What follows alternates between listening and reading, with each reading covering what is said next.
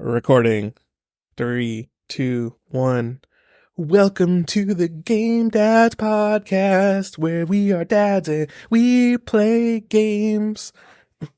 Whoa, I was not expecting the singing stuff, I just but I love it. I got energy today, man. Today I've been charged up. It's been a crazy week. All kinds of crazy stuff happened this week, and I'm fired up. Yeah, me too, dude. Fired up. All right. I am one of your hosts, Aaron. You might know me as Arrow if you are in a small niche group of people who followed my YouTube channel for the ups and downs of that for like the 4 years that I did it. But Aaron otherwise. And I'm Brett. You might know me as Billy if you had attended any backyard wrestling events in the early 2000s where I was the world champion of somebody else's backyard. That's such a sweet title. I was the world champion of someone else's backyard. Put that on a business card, my guy. Like, that's awesome. I really got hired at the new job, dude. Well, I mean, like, oh yeah, you know banking, right? Yeah, that's great. But how many times were you world champion of somebody else's backyard? Oh, 7? Oh, and your name was Billy 7? Yeah. Absolutely. Yeah, we're not you. Yes, 100%. Please. You need to be handing out loans for us right now. Like, I don't know. Oh, totally. Oh man. You know how I got the name Billy? My guess would have been Adam Sandler, but now I don't know. Whoa, dude. Really? Okay, yeah, that's actually true. Bam! My buddy actually came up with it. My buddy Chris, he went by he went by the wrestling name Comatose. And then when he had his special Tic Tacs, he would come out of his comatose and become a character that picked flowers and all that stuff in the middle of a match named Spun. But we would watch Billy Madison every day after school. And I do mean every day after school. We would call each other and we would talk about things and stuff or whatever. I guess on the days that we didn't do wrestling or whatever. But yeah, that's how I got the name Billy was. And dude, my friends in that group still call me Billy to this day. So I can't get away from it. I was kind of on a long shot, but I was also like, Adam Sandler. I bet it's Adam Sandler. The only time it's ever created an awkward situation, my mom's name is Billy. It's Billy with an IE at the end. Not a very common name, but that's her name. And again, my friends know me as Billy. So they actually called the house once. It was a day that we were supposed to do wrestling or whatever. And I forget who was driving. Somebody had a car at that point. And my friend Nathan, who has a very deep and menacing voice, he's a big hairy teddy bear. But he calls the house. He goes, Billy, are we wrestling, Billy? Are we doing the thing today, Billy? I know where you live, Billy. I'm coming to get you, Billy. And my mom got to the message machine voicemail for the newer kid, but we actually had a machine that had, it was an answering machine. She got to it before I could. And she goes, what the hell is this? Yeah, I could see that. So why is this so threatening? I can't explain it, but that would be pretty wild. That's like the most unlikely scenario of things to like line up at the same time. Yes. Back when threatening messages on answering machines were a thing. Yeah. Oh man, dude, I'm excited to get in today's podcast. Yeah, me too. I know we have a lot of topics we want to discuss, but like I thought a retrospective look back at, and I went back and did the math and I effed up. Look back at the last 10 years of our personal game of the years, and I went back to 2013. That's not 10 years. But 2013 was fun, so we're including it anyways. But we're doing our last 11 years of game of the years today. We've got a pretty comprehensive list, a very definitive list, and I'm ready to sit down and discuss it with you, my friend. I'm totally down because, like I said when we were talking about it beforehand, I did my homework. I literally sat down. I think for every year I went through at least 300 games that were released that year, and each of my years has a list of between 7 and 15 games, and then I decided a number one for those games for every year. So like I'm excited to talk about all the little games that almost made it and everything. I'm ready. Yeah. Yeah, it's definitely pretty cool, man. I like looking back on stuff and the way that we have this podcast. I like to keep it evergreen. Sometimes we talk about things that are happening, in the world of video games, things that are happening right now. But, I like to make this an evergreen show. Yeah. So you can I listen to this at any time and be entertained. Yeah, I love the idea of just like most of our episodes are just kind of like, will always be relevant. And there's so many shows that like talk about what's happening in that moment in video Oh, games. yeah. And then you're talking about something in the moment in video games from an outside perspective. Whatever you're talking about could turn out to be completely wrong with the next like press release. Like, oh, nope, that's not actually happening anymore. So Yeah. this entire episode that you spent an hour talking about this thing that you thought was going to happen isn't happening. So like, I like our episodes. They're kind of just like, if you go back, this list is always going to be my list for the years that it's listed for. So I love that. Yeah. Yeah, definitely. One thing I will talk about that is kind of relevant now. I've went to the movies the last couple weekends. Ooh, So I've seen a couple new movies. Watched Alien Romulus, which was fantastic. I really Probably wanted the to go best see movie it. dude. It's so good. Drake and I went, and it was kind of as a reward for starting school and killing it. Right now, he's doing really great and stuff. So we had a we had a good day doing that. So best movie I've seen all year. It was fantastic. Practical effects.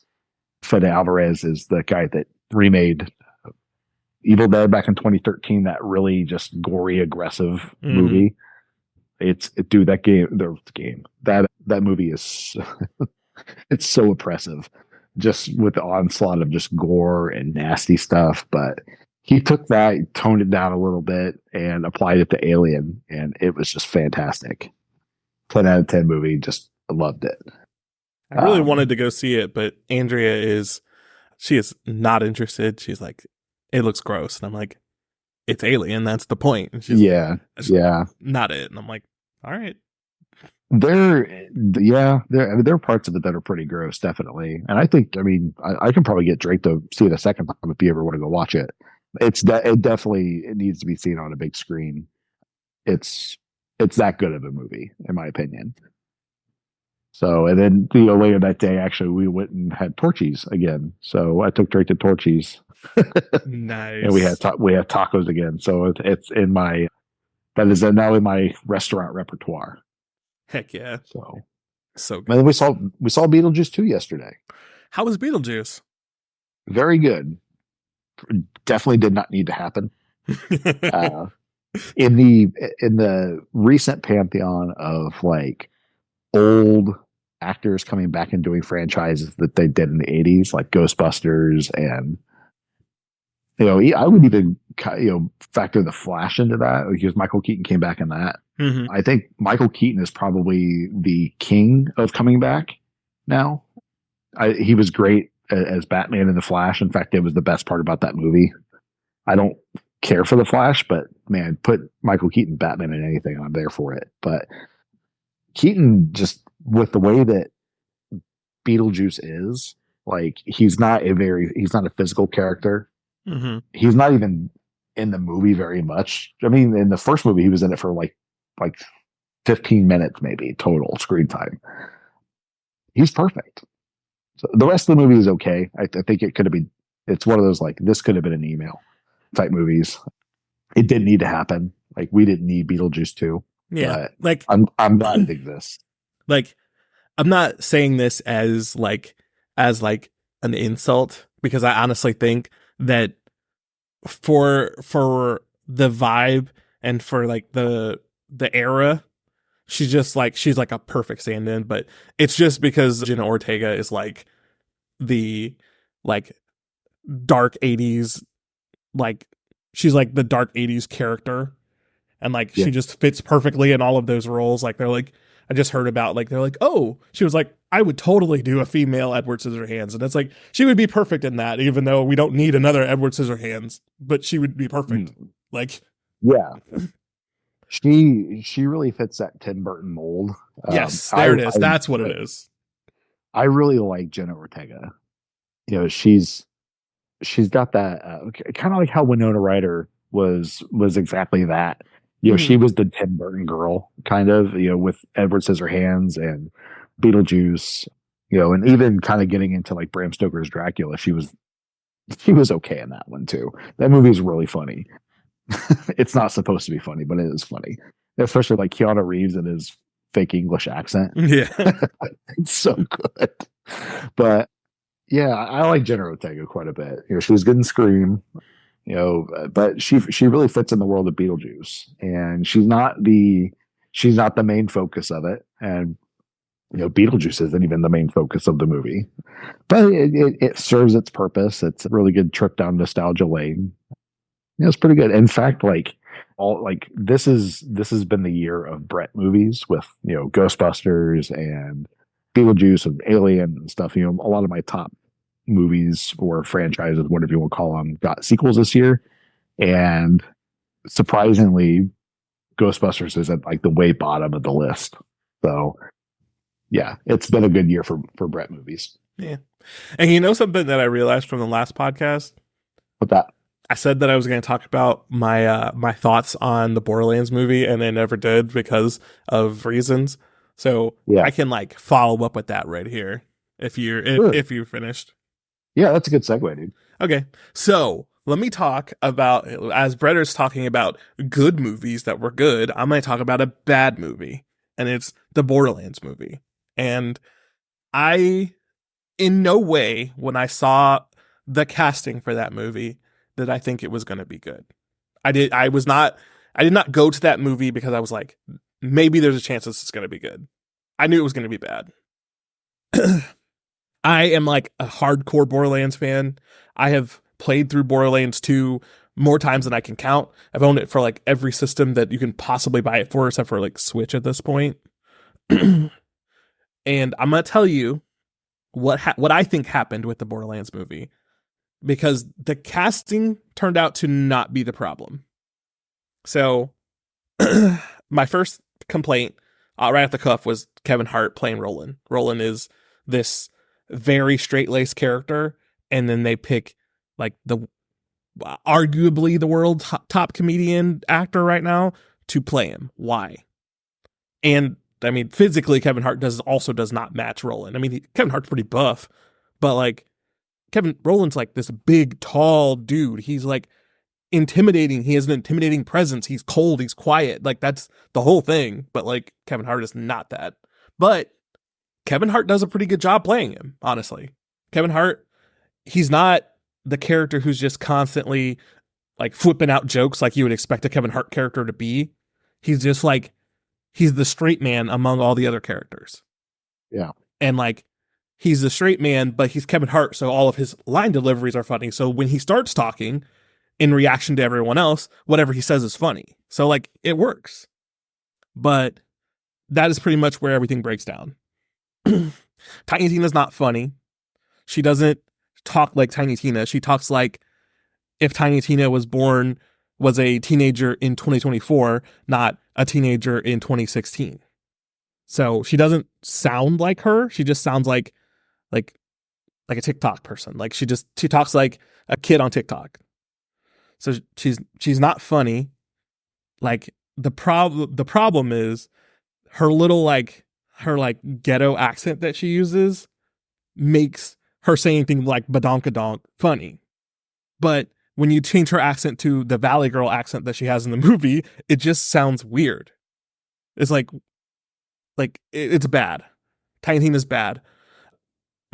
Krieg is good because he's just a psycho and he just says psycho stuff. Yeah, I think Krieg's probably my favorite character from Borderlands. Yeah, he's just a psycho and he says psycho stuff. Like he does what he's supposed to do.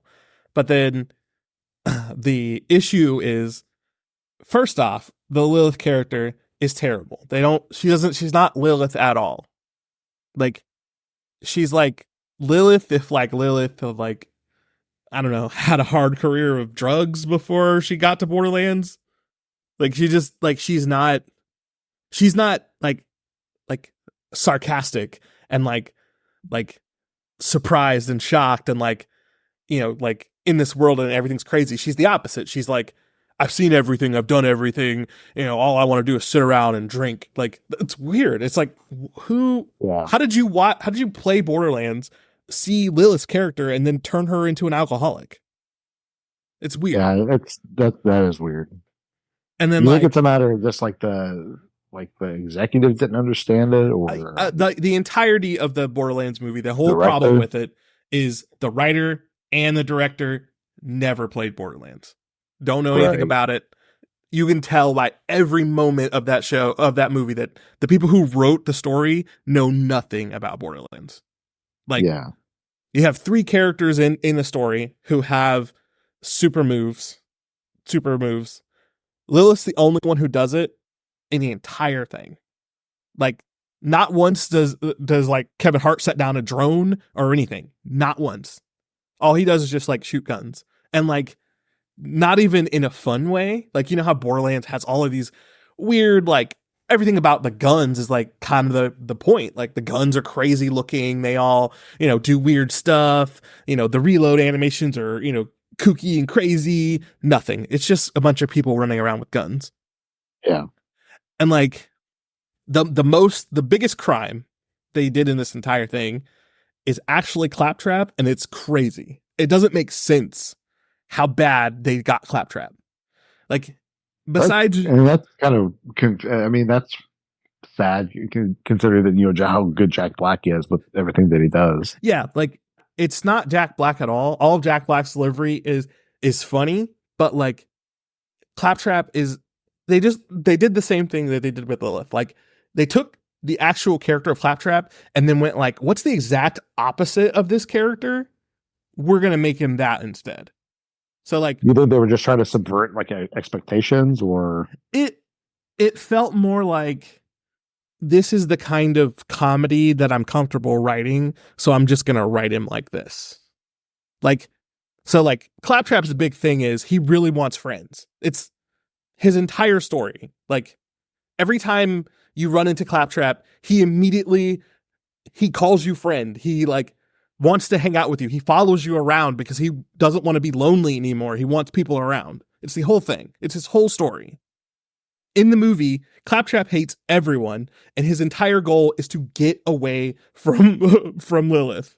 His entire goal is to get away from her. Like, there is like code in his DNA that like Lilith's mom put in there, but I'm getting into spoiler territory, but like, there's code in his DNA that like locks him to her, and the only thing he wants in the whole story is for her to die so he can get away from her. interesting? And it's like, this is so far of being the literal opposite of what Claptrap is. Like, how did you mess this up this bad? Like, it's, and I'm like, I really wanted to like this movie. I really wanted to, give it a chance. I knew that it was going to be bad from the jump, but I was willing to like really lean in and let the good but bad come through. But it was just bad. But the only thing I can say about it is, and this kind of makes me sad, is they capture the world of Borderlands perfectly. Like, the monsters look awesome, the bandits look awesome, the psychos look awesome, the cities look awesome. Like, everything except for when the actual characters show up looks perfect. And that's what Yeah. really makes it sad, because like, you'll like, there's like a scene where like they, they're getting chased by psychos, and they're literally in like the like vehicles that look almost exactly how they do in the show, and people are like jumping over pits, and there are big giant sandworms and like explosions and machine guns and everything, and I'm like, this looks perfect until people start talking. It's like, I would love Well, to see them like, oh, scratch that. We just that was a test run. We're gonna make another one and just have the writers from the games write the movie. Right. Well, I think too, looking at like how long that movie was in production, it's been in some form of production for like the last 10 years or something like that. Kind of like the Halo movie was, rumored forever, and it probably just a product of a different time. You Mm-hmm. know, it, look at, stuff like The Last of Us that have come out and been great, HBO Prestige Television, or the Sonic the Hedgehog movies that completely blew away everybody's expectations. But we're on this really upward trend of, or even Twisted Metal, which isn't really like the best of the bunch, but it's still a really fun show. These shows that are taking those expectation of like all video game movies are bad, or anytime video games translate into another medium, it's bad. I think Borderlands is probably just a product of a different time, and maybe they had invested so much money into it that they just had to get it out. But it's just a shame because Borderlands fans are very loyal and passionate and deserve better, definitely. But you know, kind of like how I was talking about how Beetlejuice didn't really need to happen, but I'm glad that it did. I kind of wish that they would have just filled Borderlands, or at least like reworked it, kind of like what Paramount did with Halo. Mm-hmm. But I know Halo fans don't like that show. I haven't seen it yet, but they reworked that from a feature length movie into maybe a television show. Fallout did pretty well. Maybe just needed shelved or reworked into something that wasn't what it was. But Yeah. I I mean, digress. yeah. I completely I'm down with all of these, like TV shows and stuff that are coming from video game properties because like even like look, I don't even like Fallout that much, but the Fallout show was great. And I think one of the key factors that just I'm going to say for this movie because I'm sure there are examples where they have done this and it's been bad because there have been tons of bad video game adaptations. But like the thing that they did was like why take these characters who have so much established story and then just like rewrite their stories from scratch? Like it seems like anytime that they take the characters out of their original lore and create new lore for them, like that's like you're going into like the barrel of the gun. You're either going to nail it or you're going to fail hard. Well, I don't know. I hopefully they're able to get another crack at it, I guess. But like personally, I don't care. I I know you do though, and that makes me sad. I just hopefully they're able to get another crack at it, because I think Borderlands does deserve better, and you can definitely tell that somebody there thought that movie was great because how they lined it up with the Borderlands 4 announcement and all that good stuff. They were clearly ready to ride a hype train, Mm-hmm. and like completely, like finger completely off the pulse. Yeah, I'm just like in that situation, like if they were to, if like I love Borderlands so much that if they were like, oh man, we're making a Borderlands movie too, I would still be like, all right, me and Andrew are gonna go see it no matter what. But like I feel like in these like there are some like I feel like in this situation specifically, like you said, they had been talking about this movie for so long. I feel like they had gotten to the point where they were like, I mean, directors kept changing and everything kept changing, and it's like they got to the point where they were like, we gotta have someone write this thing and make it. So like they just did, and like Yeah, they went for kind of they they look. I feel like the person who wrote this looked at the setting and then was like, I'm just going to write the story, write the characters based off of the setting. And it's like the problem with Borderlands is it's setting completely 100% contrast with how its characters like emote and feel. So like if you're writing just based off of the setting, what they were going for was correct. Like this moody gunslinger. Oh yeah, I gotta stand with both of my pistols pointing in different directions, shooting different guys at the same time. But it's like, but if you actually played Borderlands, like one gun would be spewing out lava and the other gun would be like clown heads flying off into space. Like Yeah. you thought you had the right idea, but you have to play the games to get Borderlands. Right. All right, I don't want to talk Well, about this too much because we got a long one ahead of us. I don't want to get too wrapped up in this. we do. We do. So this show is going to be broken up into, we're going to go round robin style. It's going to be our game of the years from 2013 onward, and then we'll share a our pick for so far of game of the year for 2024, which I think mine may have just had the rug swept out from underneath it. So please be excited. All right. So who wants to go first? I am more than happy because I think I have like a pretty strong feeling that both of us are going to have the same answer for 2013, but I never know with you, so I can go Yeah, first, and then we can see if we both have the same answer.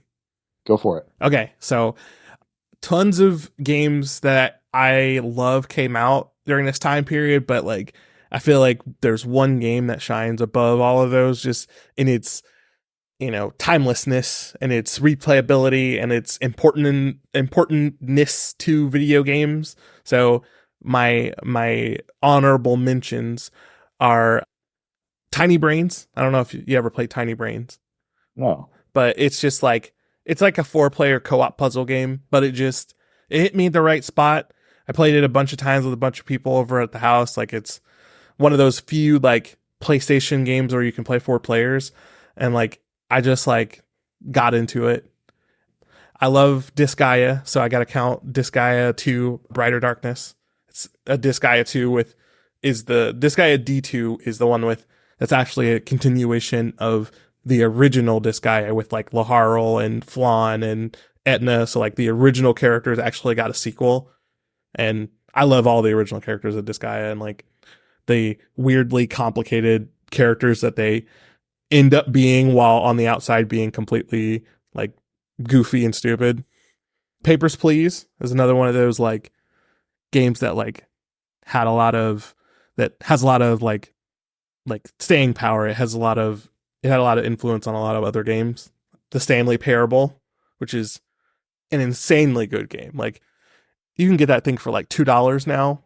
If you have not played the Stanley Parable, like go get the Stanley Parable and play that. It's like there are so many games that I would say are influenced by the Stanley Parable at this point, like not even funny. The Walking Dead season 2, I love The Walking Dead. I'm always any of the Walking Deads that came out during this period are probably on this list. And then my number 1 game is The Last of Us. I can't not put that game at number 1. Like Oh wow. it is like timeless. It's like one of the best emotional stories told in a video game ever. I mean, the show is remarkable. Like they managed to make a show about a video game, and it is in my top 5 of best TV shows of all time. Like you get a number 1 from video games, and that same story gets a number 1 in TV shows. Like it could not be the number 1 for this list. So for this year for me. So my number 1 is Last of Us. I had a really hard time with 2013. 2013 was a really big year for me. I loved so many games that had come out. I did not pick The Last of Us though. Oh, okay. Although like The Last of Us is one of my all-time favorites. And you're gonna see that coming up too, where I really struggle with it. I actually picked Bioshock Infinite. Okay. Yeah. Yeah. Um, Yeah. I can see that uh, for you. I I had a hard time with The Last of Us when it came out. I was Drake was very small, about a year old, little over, and I had my only time for video games was at night. So I was playing. I didn't have headphones or anything like that, so I was playing with it really quiet. I did not vibe with The Last of Us at first. It really wasn't until it hit PlayStation 4 that I really truly vibed with it.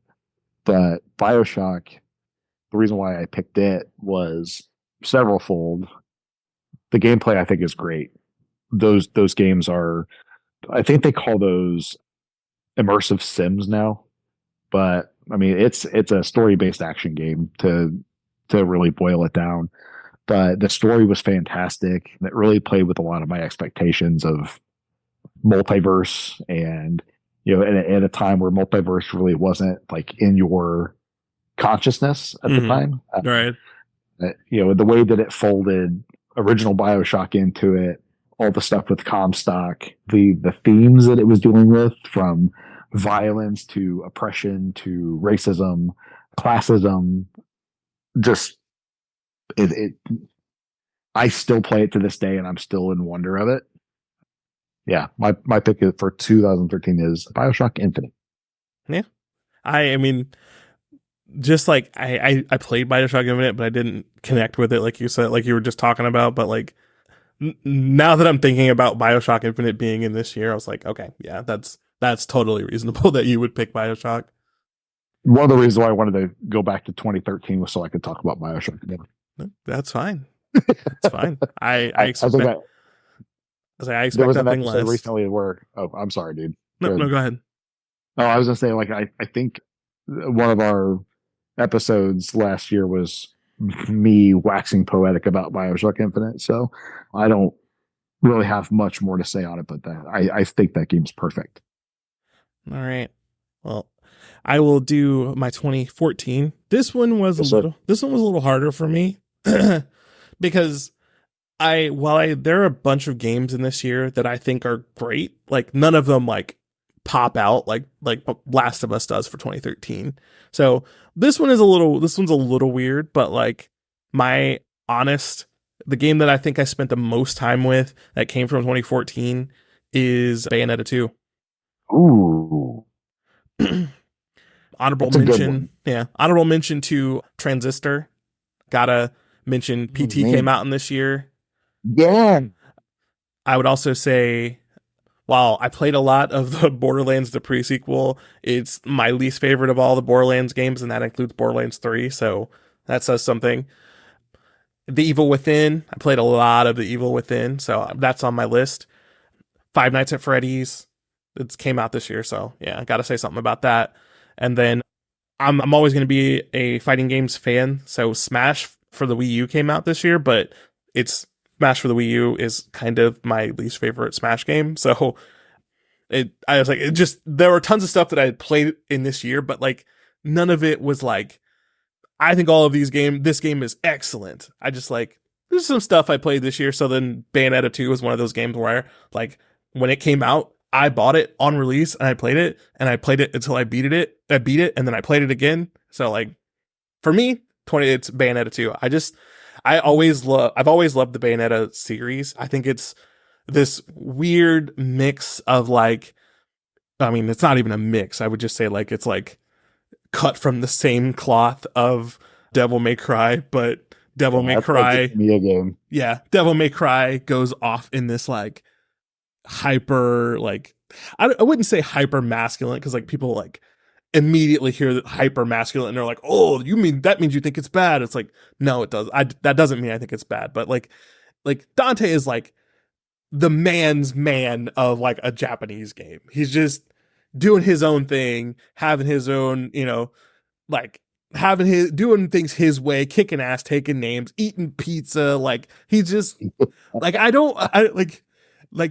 like I said, like that me saying hyper masculine was going to immediately make people be like, oh, did that mean you hate it? Because no, I think it's awesome. I think Dante is an awesome character, and like watching him on screen is one of my favorite things ever.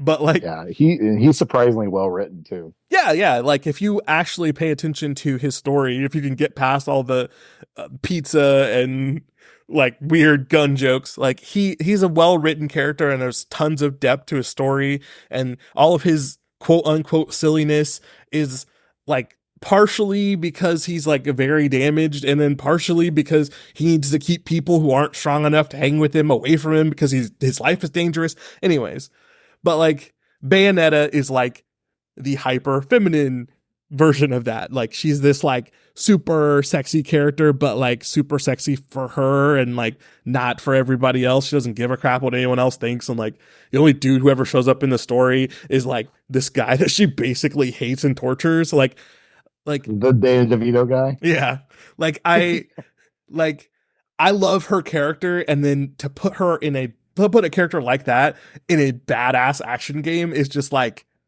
I could watch this. I could play this all day. I could go back and play Bayonetta 1 and 2 all day, every day for the next year, and I would be totally happy. The action is great. Everything feels good. Like the witch time and everything, like it's one of those games where you definitely feel like you are in control. Mistakes that are made are your mistakes.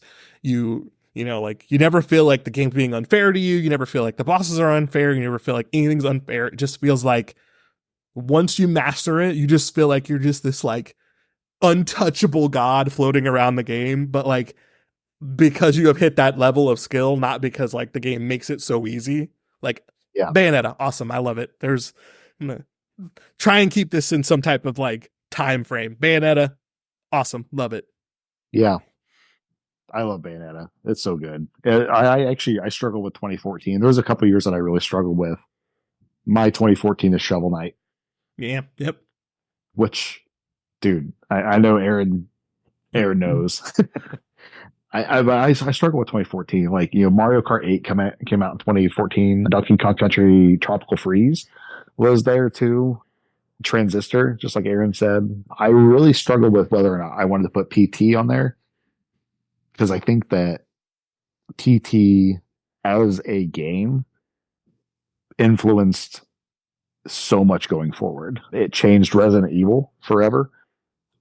It changed horror games. It changed the way that we looked at, Kojima. It changed the way that we looked at Konami, Silent Hill, everything. But yeah, I picked Shovel Knight though. Shovel Knight was an amalgamation of everything that I love about classic 8-bit video games. With Mega Man in the best ways, it's DuckTales in the best ways. It's got like little bits of Super Mario Brothers in it. It's challenging, but really it's I think people overblow the challenge to it, because it's really not that bad, like just learning boss patterns and all that. But it really brought me back to a time where I was much smaller and worse at video games. I feel as I've gotten older, I've gotten better at video games. I love playing hard stuff. I love playing things that challenge me or make me think about things in a different way. And Shovel Knight was a celebration of a lot of things that I love, and put it all into this nice, neat package. My one complaint about that game is I really wish Yacht Club would move on. And I love Shovel Knight and everything that they did with it, from the free DLC to the different modes and all that good stuff. But man, where's Shovel Knight 2? Really? Yeah. Yeah, I'm with you. Shovel Knight was on my list, but it was one of those games that like I know from just like reviews, you talking about it, other people who I respect in like their gaming space talking about it. I know that Shovel Knight is like a really, really good game. I have never I have never been in a position where like I own Shovel Knight. I have it on my DS. I've never been in the position where I'm like, I'm finally going to sit down and play Shovel Knight. I know that I will love it as soon as I do. I've just never gotten there. There's never been a better time to get into Shovel Knight 2, just with how much they've added to it and improved it. And it's such a good game. So. All right. Now I'm going to hit you with one of my weird ones now that we've moved into 2015. So 2015 has a crap ton of games in here that I played the crap out of. 2015 was one of the hardest decisions that I had to make on this list, because you guys know I'm a huge Dragon Ball Z fan. Dragon Ball Z Xenoverse was in 2015. I'm a big giant Tales of, I guess is what you would call the series, but like Tales of Symphonia, Tales of Sinestra is in here. I love Splatoon. Splatoon is in here. Life is Strange is in here. Undertale is in here. Rocket League is in here. But the winner of this one was Cities Skylines for me. Oh wow. Yes. I have always been, since the original SimCity, a giant SimCity fan. I don't know what in my brain allows me to be the biggest fan of lengthy, structured JRPGs and city simulator games, but like somehow I'm a giant fan of these two wildly different genres of games. And like when the mood hits me and I want to sit down and build a city, I the addiction is like no other. Like I when I'm playing a city simulator game, I can lose days to it, weeks, months to it. Like when I first started playing Cities Skylines, and then I started seeing like YouTube tutorials on like, oh man, are you having this problem with your city? Well, if you build more railroads and less streets, you can get rid of your traffic problems by going in and, setting up all of these train stations all around your city, and then it allows more people to move on trains and then less on roads. And like once you take all of that city building and then provide tutorials on how you can make your city more efficient, it's like that's like my kryptonite. I spend so much time looking up tutorials on how to make my cities better. It's crazy. So, City Skylines is mine for 2015. Tiger 52. Hi, Dom. How's it going? I'm doing great. Okay. All right. Daddy's All right. recording, so go and play. All right, guys. My 2015. Like I said, there was a lot of really good games that came out that year. Metal Gear Solid 5. Mad Max is another really good one. Mine's Batman Arkham Knight. And I know a lot of people were really bummed about the Batmobile, but they can... No. Get out of here. Looking at my PlayStation, like it tells you like the hours played on it, I have 202 hours of Batman Arkham Knight. How? I have no clue. But Arkham Knight, the Arkham series just in general, is a fantastic video game. It's especially like Arkham Asylum really took like the 3D brawler, adventure style game, Metroid, whatever you want to call it, and brought it into the modern era. Arkham Knight took that story of where Batman and the Joker were, especially following City, added in a new slash not so new character of the Arkham Knight. I mean, I won't spoil that one, but adding in the Scarecrow, him coming back from Asylum, and do just this massively beautiful and amazing product. It's a great brawler. It's a great puzzle game. That was a crazy platinum trophy for me. It was like, I think that game, I'm looking at my PlayStation trophies right now. It's got 0.7% of people that played it got the platinum in it. Not an easy one by any means, but it was definitely very fulfilling. I put the majority of I bought my PS4 for that game. All right. Arkham Knight it was supposed to have come out, years before that, but that's the main reason why I bought my PS4 was to have Arkham Knight, and it didn't disappoint. Loved it. All right. My thought was it was going to be The Witcher 3. Oh, that's up there too. Yeah, that was what I thought your 2015 was going to be.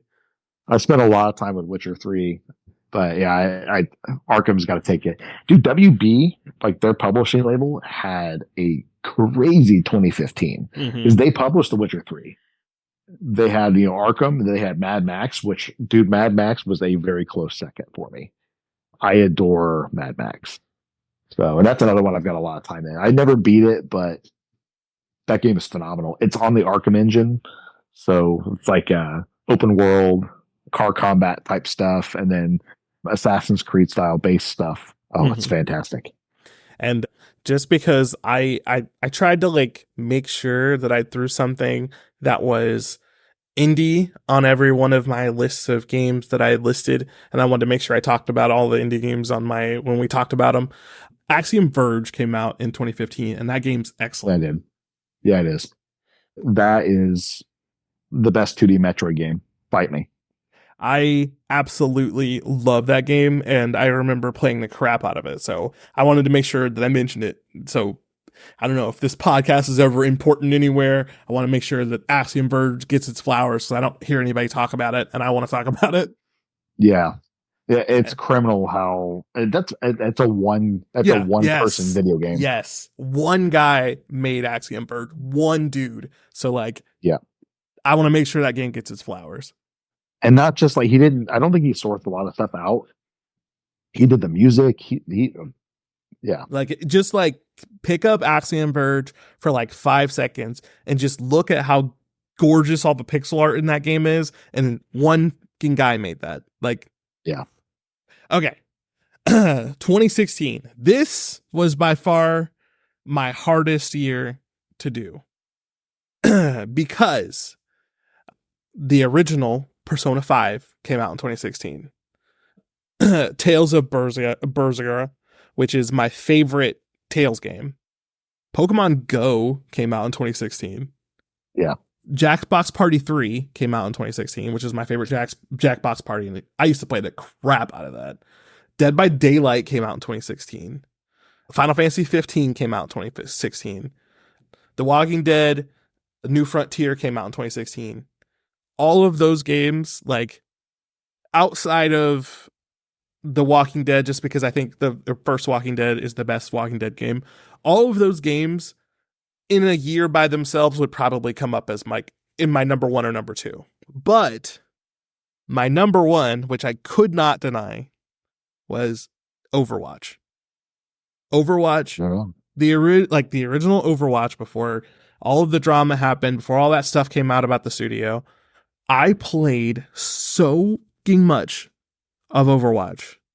Like an insane. I'm not even going to talk about it because I've already talked about it on this podcast before, but there was no way I couldn't put Overwatch as number one for 2016. Like it wouldn't have been right. I would have been lying if I didn't put Overwatch as number one. So yeah. I have not even touched Overwatch 2. I don't plan to.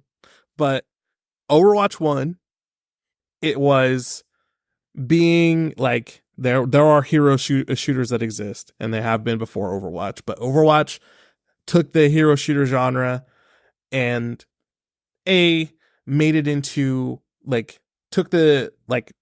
tried to make it like a hero shooter with a story that was controlled by the developers, and it evolved over time, and like, you know, introducing more characters all over the place, and the characters' designs, the characters' play styles were some of the craziest play styles that you could play at the time when Overwatch came out. Like freaking Wrecking Ball is like the craziest fighting character style I think I've ever seen, and somehow they managed to balance him amongst all of these other characters. Like Diva has a friggin' mech that you can just jump out of and blow up, and then just run around as a person with a gun and shoots. Like in like a competitive hero shooter, it was just like that game had my attention and would not let it go for, I would say, 2 years. And because of that alone, I couldn't not make it number one on this list. That's awesome. That's the one game on this whole thing that I think I probably could have called a mile away. Yeah, I had a feeling that's what your 2016 would be. Mine was tough, not from a game perspective, but 2016 was probably the toughest year of my whole life. It's the year I got divorced. Went from being full-time dad to part-time dad, and it sucked. So gaming kind of took a backseat for me, even though I was playing a ton of stuff. You know, the Ratchet and Clank, the remake for that one came out in 2016. Titanfall was great, but my pick for 2016 is Uncharted 4: A Thief's End. That was one that really got me through everything.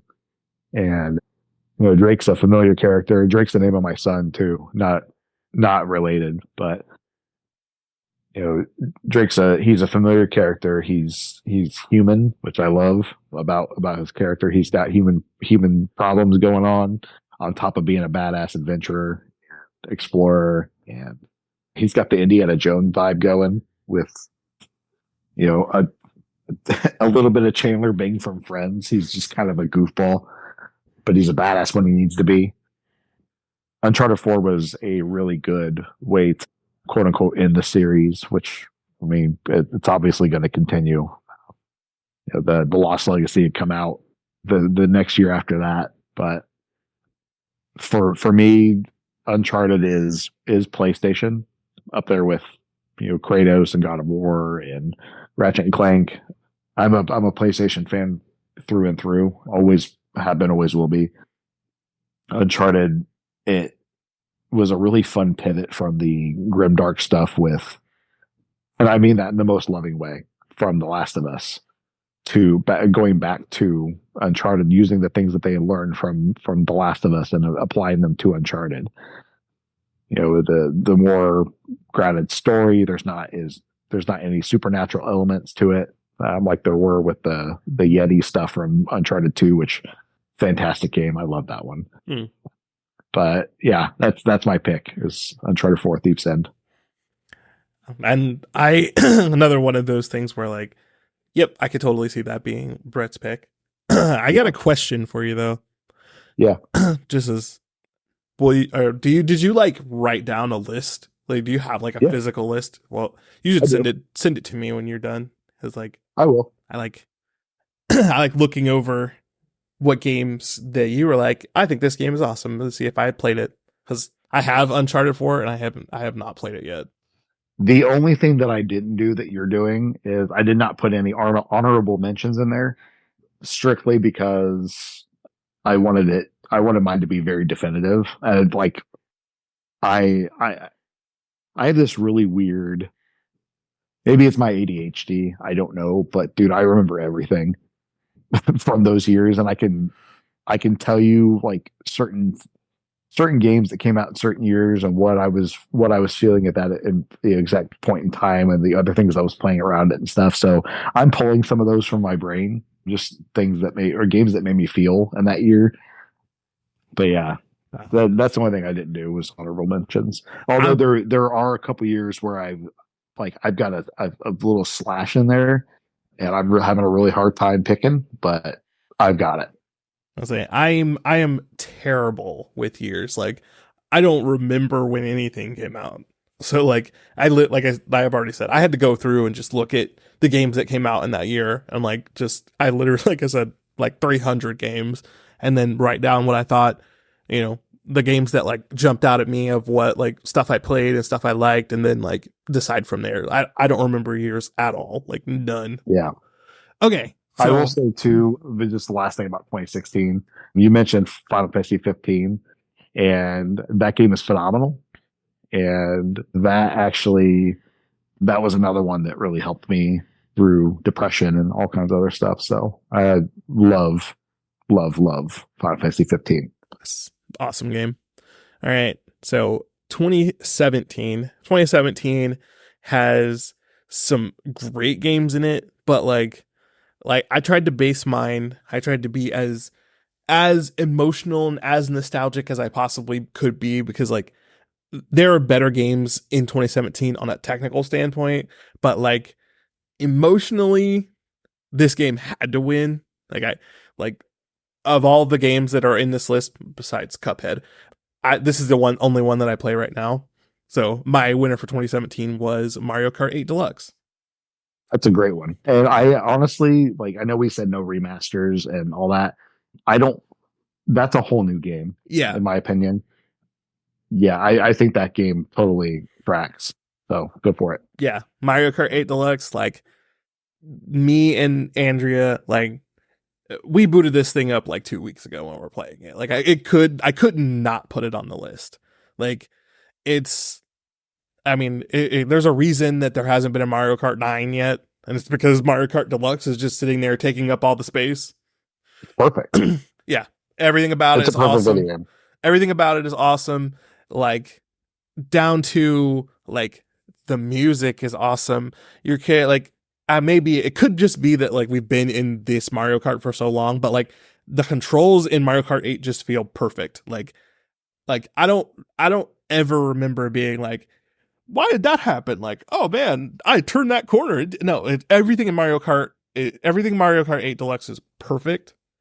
The game is perfect. All of the levels are everything you want it to be. And because it's Mario Kart 8 Deluxe, you get all of these like nostalgia levels. And then they added new levels to give you more nostalgia. And it's like Mario Kart 8 is so good that like it makes not like worse per se, but it like takes away some of the value of the other Mario Kart games because there's almost no reason to go back to any of them.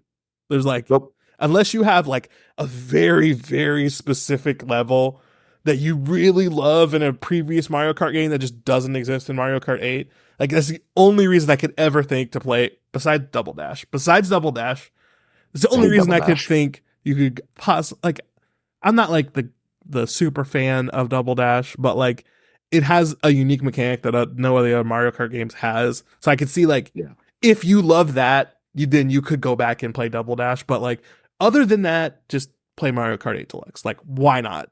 And then all the music is awesome. Visuals are awesome. You got every freaking character you could possibly imagine. Like freaking Link's in there. It just Mario Kart 8 Deluxe is awesome. I don't understand. I don't know what they're gonna do. Like are they gonna get to like they might have to get to like a Smash Brothers level where they just start throwing in random characters from all these other franchises to like make a game that is worth buying instead of just playing Mario Kart 8 some more. I genuinely don't know what they're gonna do to try and make Mario Kart 9. I don't know what they'll have to do to make that game worth buying. Yeah, and I'm gonna get into it with my pick too, but I almost think that Nintendo has to kind of go back to basics with their next games, Smash Brothers, Mario Kart. Like you almost it's the ultimate and the deluxe and all that good stuff. Like you can't go any farther with it. Yeah. The only thing you can do for going forward is either just port it or port it and maintain, or just completely go back to basics. And I don't know what like you're saying, I don't know what they're gonna do if they ever. I mean, they kind of open like Smash is over, but like if they ever try and make another Smash, like I don't know, like they'll just have to make like I don't know. It'll have to be either so far in the future when they finally do it that like there's a whole new set of characters for them to pull from, or like you said, they'll just have to like it's Mario, Luigi, and Peach. You're just gonna have to deal with this because we can't. Yeah, there's nothing we could do that would make it as good as Ultimate. So like, whatever. All right. So kind of maintaining or moving on from what he's saying. Mine is, and I struggled, I guess, but it's gotta be Legend of Zelda: Breath of the Wild.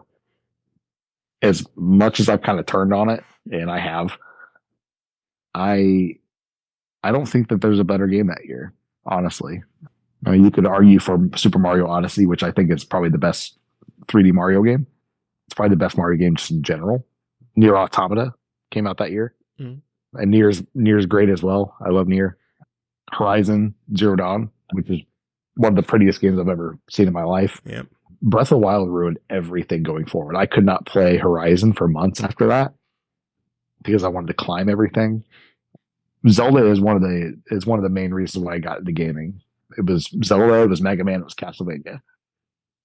Breath of the Wild took what the original Legend of Zelda was, where they just dump you in a world and say, go. It was the perfect version of that. Somehow they went from Skyward Sword, which was one of the most hand-holdy Zelda experiences of, it wasn't one of, it was the most hand-holdy Zelda experience, to the least hand-holdy. And it's completely changed, the perception of Nintendo. It made the Switch as successful as it is, or at least it helped it out of the gate. It was the best selling Zelda game of all time. Still is, as far as I know. It completely turned Nintendo around, especially coming off of the Wii U. where Wii U was very. The vision was there, I think, especially going into the Switch, but it was the execution of things. But Breath of the Wild and the Switch completely just changed everything around. So, I mean, in my opinion, like it's still being talked about to this day. Like it was so successful that the next Zelda game was literally just, more Breath of the Wild. Yeah. It's perfect. Yeah. So, and the thing that I will say is audience, I have never played Breath of the Wild, not because I have anything against it. It's not super high on my list because I have so many other things that I want to play, and I've never let Breath of the Wild reach the top of the list without pummeling it down by other games. But my wife is like the biggest Zelda fan. She loves her some Zelda. Like, my wife is one of those people who, like, when she's feeling down, she'll boot up A Link to the Past and just sit and play it until she beats it. and that's the other side of it too. Breath of the Wild was my passing of the torch moment to my son. Mm-hmm. I played it. Allie and I were just starting dating. I think we were 3 or 4 months in when Breath of the Wild came out. So she and I played it together and got her into video games. My son was 5 when the Switch came out. He got the Switch and Breath of the Wild for his birthday that year. That's a game that grew with him. And like now he's a huge Zelda fan. Just it was a big game for the Altmillers, and it's a big game for a lot of people. And like it's one of those like massive turning points, I think, in the video game industry, just where everybody looks at it and says that game, kind of like what Skyrim was, or Ocarina of Time or Mario 64, just like that linchpin of just like, hey, this is what this is all about. So Yeah. And my wife is one of those, like I said, she's one of those people who loves Zelda. And then like I had spent the entirety of our relationship trying to get her to play a 3D Zelda game. She refused. She wouldn't play, Ocarina of Time, Majora's Mask, Twilight Princess, nothing. She just refused, would not do it. And then one day I was like, I'm doing it. I'm buying Breath of the Wild, and I'm going to sit you on the Switch, and I'm going to sit you in front of it. You're going to play it for 30 minutes, and if you don't like it, we'll return it. And like, she started playing it, and literally like played through the entire game in like the following like 5 weeks or something, and like was literally like foaming at the mouth, salivating when the sequel came out. Like she, like, it got her to play 3D Zelda just because it was that good. And I was like, so I have no argument about Breath of the Wild being considered the best game that came out in 2017. That is it is an equally amazing choice. You'll see on the flip side of that too, like that was my retirement from Zelda. That was like, you know what? It's never going to get better than this. And I did play a little bit of Tears of the Kingdom just to kind of see what it was, and all. I hate it. I can't do it. You know what? I'm not going to say I hate it. I don't hate it. It's just not. It's not for me anymore. So, but anyway, I'm cool with moving on from there. If you are, it's totally acceptable. Some games can just not be for you, even if they're good. Okay, 2018. This one was another very challenging year for me to decide. There are a bunch of good games that came out in 2018. And I forgot to say my indie game for 2017. And my indie game for 2017 is Cuphead, with no question. Cuphead's awesome. 100%. Yeah. 2018. I don't think I've successfully guessed what yours is going to be yet, but I think I got what yours is going to be. So I'm just going to skip over that one because I know you're going to want to talk about it, and we don't need to go on it twice. Okay, so Spider-Man came out, the PS4 Spider-Man, and that game's excellent. 10 out of 10 game. Like, they captured Spider-Man's essence perfectly in that game. Love it. Smash Bros. Ultimate, also love it. I'm not going to forget my indie choices because I've got 3 of them for 2018. Hades. Hades is awesome. If you haven't played Hades, just like put down this podcast, go play Hades, come back because Hades is awesome. The guy just in general just never met some. Yeah, it was oh god, Hades is so freaking good. My other 2 indies are Monster Prom because Monster Prom's awesome. And Balloons Tower Defense 6. I know that sounds insane if you know the Balloons Tower Defense series.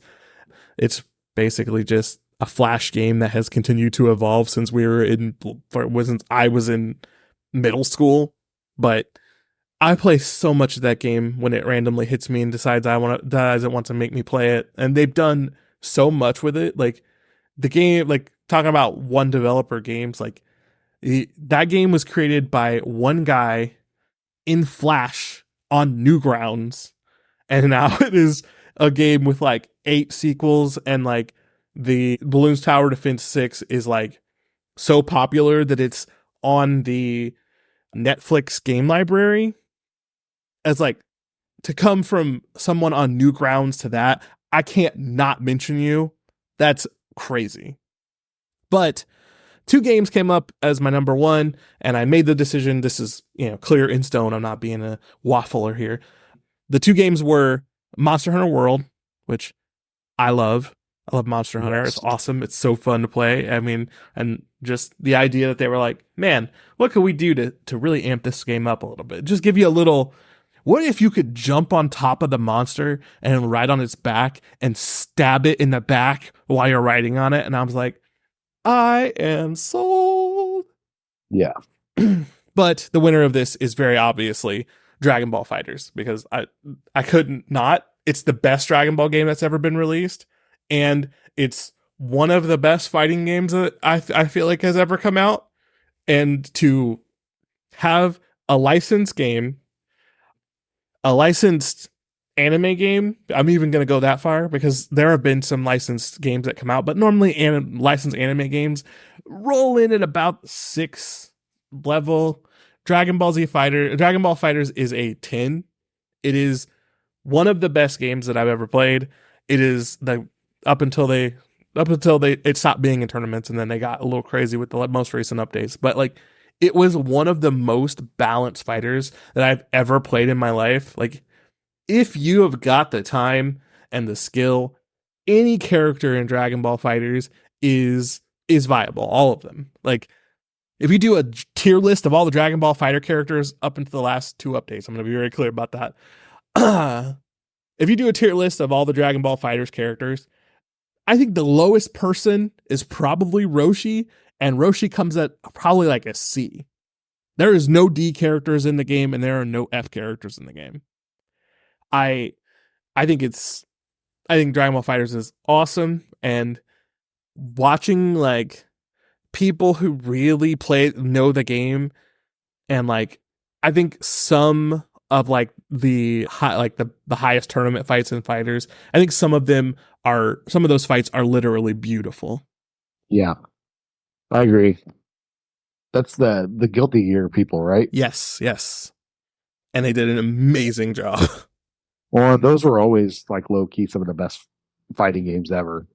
The Guilty Gear series is awesome, and the fact that they got the Dragon Ball license, like, just makes it better. Arxis they put their whole foot in that game, and like, I remember when people saw how good it was, anime fans were complaining because they were like, where's the Naruto fighters? Where's the One Piece fighters? Where's the Bleach fighter? Like, they wanted their game to get the same treatment as Arxis did Dragon Ball Z. That's how good it was. Yeah. It's one I wish I was good at, and it's a great game and all that. I am not good at that game. I'm terrible at fighters. I have my games, I can still do Street Fighter and all that stuff. I'm actually playing Darkstalkers right now, like, as we're podcasting. Mm-hmm. I've been playing Darkstalkers this whole time, so I'm not good at it.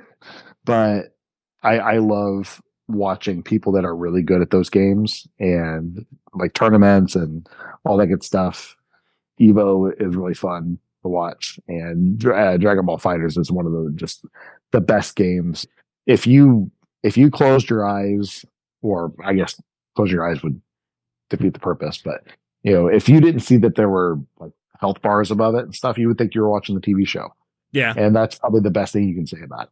Yeah, 100%. It's just, I think, like you said, like you were saying, I think that they were able to, and like, I feel like some other animes could get into this realm, but like, I feel like Dragon Ball Z is just one of those shows that like, it fits the style that they decided to make the fights like look so well that like you said, like if you're not looking at the health bars and you're just kind of watching, it kind of just looks like you're playing one of the characters and you're watching the show, but you're controlling the person on the screen. Like, it's perfect. I love it. 10 out of 10. 2018 was very hard for me, and I know Aaron knows why. There are two games, in my opinion, that sit above the rest. I have to pick one of them. I do, and it's really hard, but it's my favorite game of all time. It's God of War. Yes, I was like, that's what he's gonna pick. So I'm not even gonna talk about it because I know that he's gonna pick God of War. I didn't know it was gonna be close. I figured God of War was gonna be the standout. So it is close because the other game is Red Dead Redemption 2. Mm-hmm. And my gosh, dude, I still think about Red Dead Redemption 2 quite a bit. And I'll go into that on a different show because this show ain't about that. It's about the game of the year that year, and it was far and away God of War 2. Or God of War 2, Jesus Christ. God of War. They took a character that I loved and completely reinvented him. He wasn't. I will maintain Kratos has always been a great character. Multi-layered, all that good stuff. But they took a combo-based RP. Jesus Christ, I can't even talk today. That's how good God of War is, guys. But they took a combo-based action video game and turned it into a sprawling role-playing game flawlessly.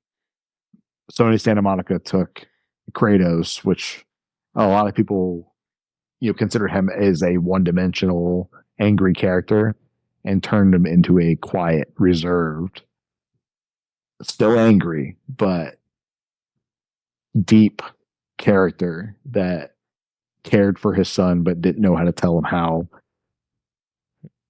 had this rage inside of him but didn't know what to do with it, wanted to keep all that hidden away and just live his life.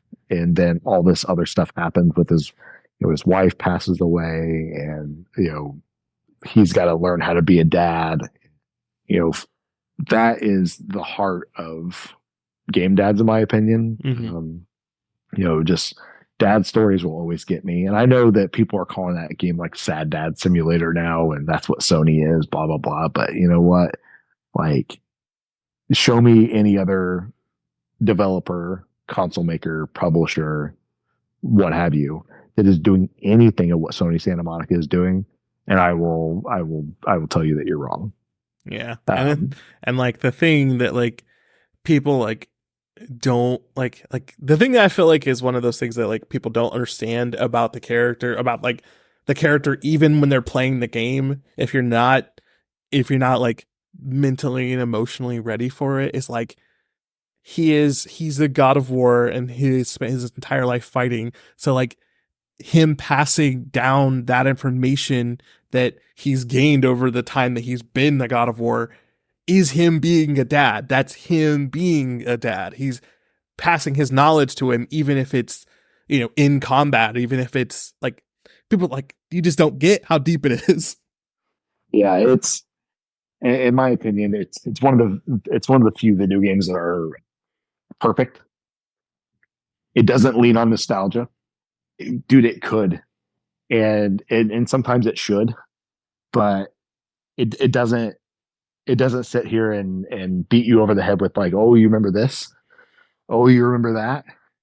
No, it builds and it builds and it builds and it builds, and There's And then a we get couple to that. nostalgic moments in the. Yeah. Oh, And then what's we that? get to that part where he goes and gets the things, and then it's like, oh yeah. Yeah, and it's a big moment in the story. He doesn't want to do it, but he has to do it. They reference Athena and Zeus kind of like in passing, which is pretty amazing. It's a reboot for all intents and purposes, but it's also continuation if you decide, if you're coming from, the old games and all that. Just yeah, I could sit here and talk about Red Dead Redemption 2, and I think that game is also perfect, but God of War, just for what it is and for what it means to me, that's my 2018. Yeah. Like I said, I was looking at my list and it's the first thing on my list. And I was just like, I'm just going to skip over that. And we're just going to keep going down because I know Brett wants to talk about it. There's one other year coming up that I actually have. It's not as much of a contest, but I have another year coming up that's hard as well. And yeah, we'll get to that. All right. So for 2019, this would have been difficult for me, but it's Persona 5 Royal. I can't even pretend that this is not like I didn't play Persona 5 Royal in 2019, but like when I got basically I was waiting for it to come out on Switch because like I had been wanting to play it, but I knew that at the time me and Andrea were, we were Andrea was pregnant at the time. I was working like an hour away from home, so like I'm commuting an hour and I'm commuting an hour back. I didn't have a lot of time to just sit down and play video games because like that's like every day it's like freaking 10, 12 hours of work.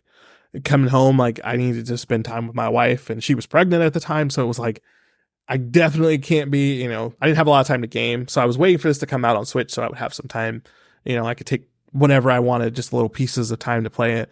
And then when I played Persona 5, I got so addicted to that game. I was just like, Persona 5 sucked my whole brain out. And I just like, I played the crap out of it. I love that game so much. I love all the characters, even the ones who are bad. I love all of the dynamics. I love like the gameplay loop.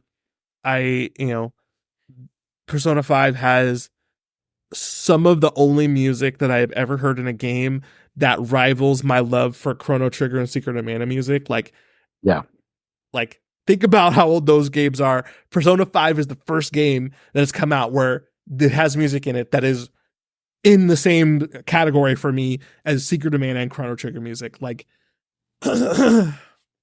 like for context, like I was taking Persona 5 music, and when the radio went down at my last job, I work at a bank.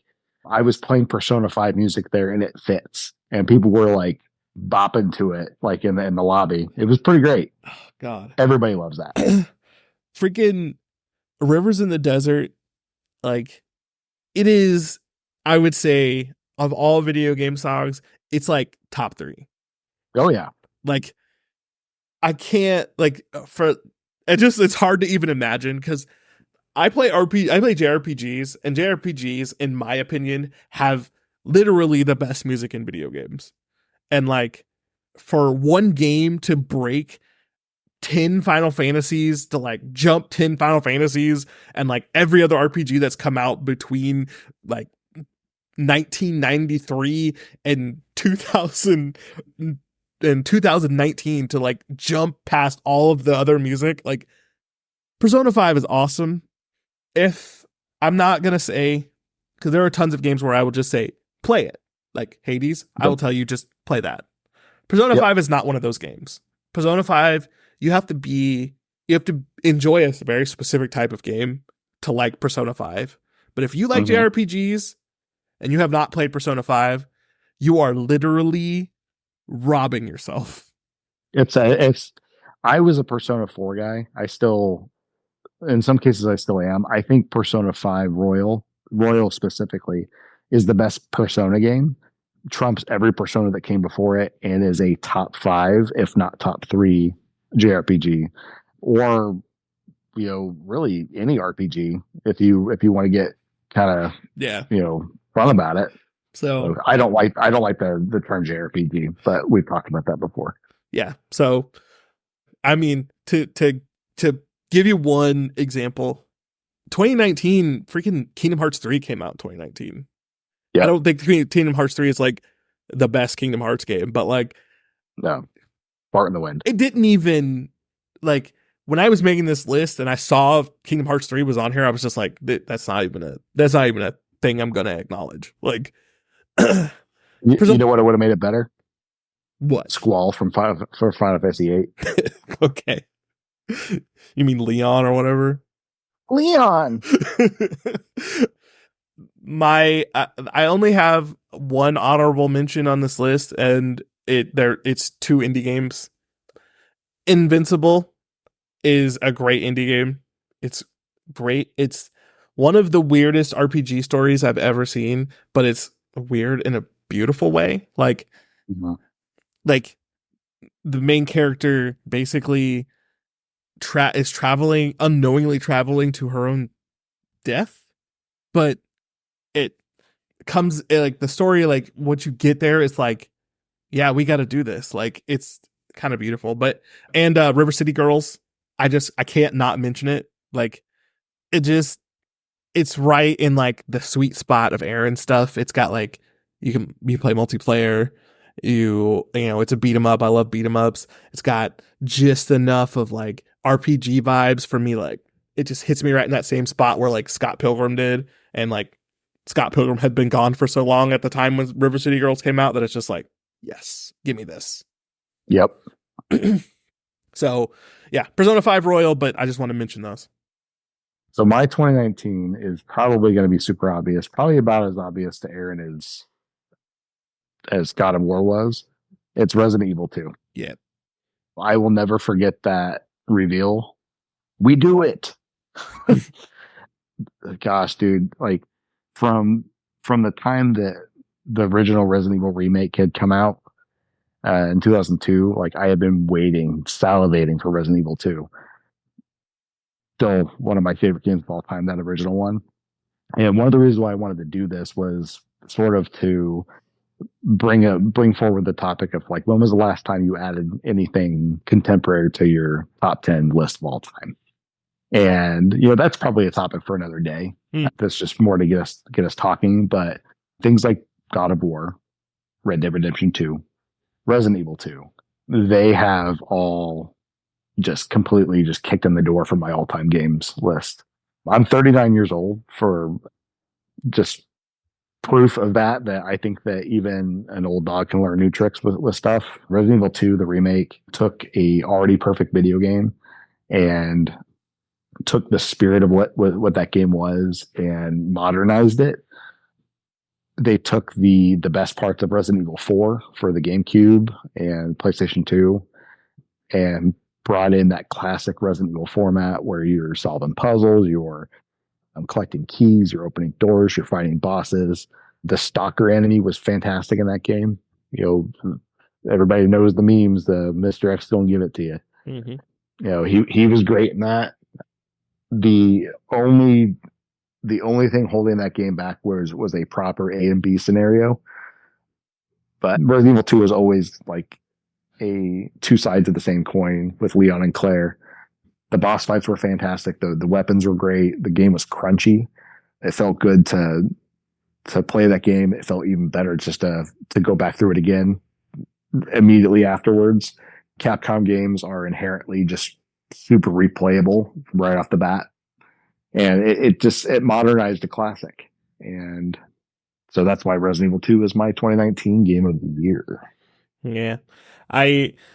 I'm always going back and referencing things that like Andrea does, because like me and Andrea have like our tastes line up in some places, but I feel like our game tastes are so wildly opposite of each other that like sometimes we run into this thing where like a game that like not super into but I think is interesting, she'll be super into and then she'll want to play. So like has been on like a Resident Evil kick, and like I am like, one of my favorite things to do is like I'll like I measure her and like look at like I'll find some game and I'll be like, do I think that Andrea will like this? And like if I find a good one, I'm like, okay, I'm willing to put some money down. I bet that she'll love this. And like when I find one where I hit, I'm like, it's like one of those like great feelings that you get. You're like, yes. And like it was Resident Evil 7 that I was like, I think that this will work. Cause like Andrea has like a history in like Weirdly, which is something that I think is really weird that like fated us together. She has a history in Maniac Mansion. Like she used to like have like all the Maniac Mansion games on her computer when she was like a kid. And I'm like, I also love Maniac Mansion, but like, Yeah. so like that translates to me and her love of horror and everything horror. I was like, what if I get her Resident Evil 7 and just see how she feels about it? And she loved it. So then we got on this like Resident Evil kick where she was getting all the Resident Evil games and playing them. And like Resident Evil 2, I still think Resident Evil 7 is her favorite because it was literally her first Resident Evil game. But like Resident Evil 2 is just, the remake is just so, it's so like everything you want a remake to be. Like it's very true to the original, but it's like, but we've got all this new technology and let's just pimp this thing out, and then you'll give you everything that you want, but we're going to keep the spirit of the original, and it's just perfect. So I agree with you. That's an excellent choice. Yeah. A little bit of a tangent about Resident Evil 7. I know we didn't really do a game for playing this time, but I actually just platinumed that game for the second time. I did it the hard way. I didn't like save or bring my save over. Mm-hmm. But yeah, and that was another hard one about not from 2017. Like if Breath of the Wild hadn't been as good as it was, I think that Resident Evil 7 would have been it for me. Gosh, that's such a good game. So good. Yeah. My 2020 was pretty easy. Like there's pretty much, I think we both 3 games on this list that were, like could have even been in the running. And of those 3, this is my favorite and what I would say is the best by far. And my favorite and best by far is Final Fantasy VII Remake. Obviously, I think you and I are both going to agree on that one. That's because that's what I had down for mine too. It was a little bit harder. I think that was the other, because 2020 for as crap of a year as it was, like for just pandemic and all that other stuff. The world, dude. Video games were on fire.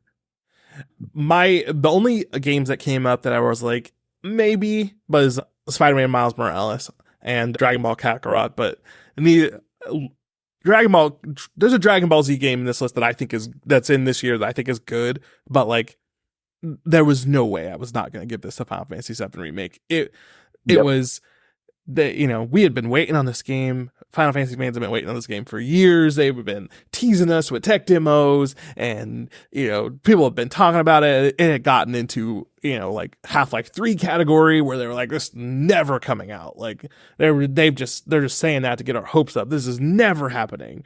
And then like, oh dude, yeah, the episodic the news about it being episodic, we were all like, what? And they're like we thought about Telltale and like, no, this can't possibly. It was everything. And then they drop this thing, and it's just like, they're like, this is what we've been working on. Shut up. And like we're all like, yes, Square-san, I will never speak again. Like it was perfect. It's exactly what you want it to be. I mean, there are people who I'm sure are like, what's going on behind me? Oh, it's Lee. Okay. There are people who I'm sure wanted like a 1-for-1, like completely like remade version of Final Fantasy VII. And this is not me arguing with them or saying like, oh, why would you want that? Because like, heck yeah. But like they made something that is challenging in all the ways that Final Fantasy VII was originally challenging, all of the, moral obligations and the, environmental factor and the, corporate businesses taking over and destroying small town, all of that stuff. And then they were like, but what if we also put a story in here that's about stories and how they're retold just because we feel like it? And then that story rocks too. And it's like, thank you. Perfect. You guys did bit more than I was expecting. It is rare where something has been around this long. The rumor of it has been around this long. And not only does it hit exactly what I want to, it's better than I wanted it to be. Yep. I wholeheartedly agree. I platinumed that one, but that one you have to actually go through it twice. Once on regular, once on hard. It's great. I don't know if it's perfect or anything like that, and I think that kind of remains to be seen, especially just because we're still waiting on part 3. But I think how they've handled Final Fantasy VII Remake and now Rebirth, Square understands what they have, and that's very obvious. I think that Remake respects the roots of Final Fantasy VII, being as the important game that it is to the history of video games, to the history of PlayStation, to the history of Square, to the history of Final Fantasy, all that good stuff. They understand what it means, and Remake shows that. I think it's the best parts of Final Fantasy and Kingdom Hearts. Like, that is a Nomura-esque game, and I mean that as respectfully as possible. Like, he can go off the rails, dude. I mean, look at Final Fantasy 13, look at like Kingdom Hearts and all that. And I just say that respectfully as a fan of Nomura, but it takes the best parts of it. It subverts your expectations. It plays with nostalgia in a fun way, where God of War was it refrained from being too nostalgic. I think that Remake excels in the nostalgia and the nostalgia category there. Music, like, we were talking about Persona 5 Royal and its music. I think music is super important to Final Fantasy. How they played with some of the classic songs. That's one of the soundtracks I listen to almost weekly when I'm working. Yeah, it's great. I feel like like you were saying, they had all of the opportunity in the world to like just do the Marvel, which I don't want to like diss, but like do the Marvel like hint hint nudge nudge, hey, do you remember this? But instead, like, in those opportunities they were like, no, we're just gonna blow this whole thing up. No, it's not just gonna be, he's gonna show up in the room in the dress. We're gonna have a giant dance number, and you're gonna have to play it, and everyone's gonna watch, and there's gonna be a friggin' FMB video of the whole thing. Like they, instead of like, hey, do you remember this? They were like, no, here it is, watch it.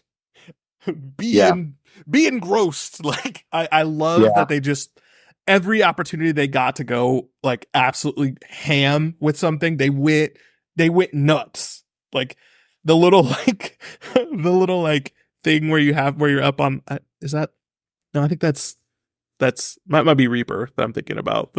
That's Rebirth. So I'll save that for later. But like, just so many times where like the the dolphin thing, like so many times that they could have went absolutely buck wild, like crazy. They just took them instead of like doing a little like hint hint nudge nudge. They were like, no, this is gonna be a scene. You're gonna have to watch it. Like, I love that.